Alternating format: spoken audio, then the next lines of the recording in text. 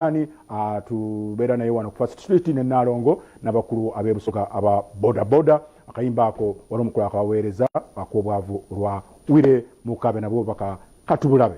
obwavu kibi nnyo nyini ddala mulabire ddala nga abagunde bali abasooka aberudiyo abasooka nga babali bamunonyeeko omusolo musajja talina naye gye bigenda okusembera abajjukira obulungi nti yasemba agenze kutandika kubeera ku kkubo bwazina ku mazina g'amanyi yenga mukabya era okukakana nga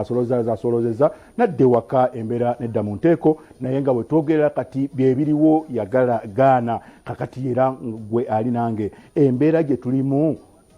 mu buli ngeri yonna gwenga munnayuganda weeteeseteese otya nkugambye tutunulira abaana bali waka abasomi ettemu mu bitundu ebyeggwanga ebitali bimu okufa okwenjawulo n'endwadde ezitali zimu kakati nno n'abatagenda kudde kubanga owa saaluuni bw'abadde akozesa abaana 7 agijjeyo mu kibuga agenze gy'agenze oba ku bizinga oba wa tagenda agenda nabo ddala ekyo kiri kitya n'okugema abasomesa abagenda okusomesa abaana kasooke tumulimu katono nnyo tugenda kuba tukomawo n'ebirala bingi byenkyabatuusaako.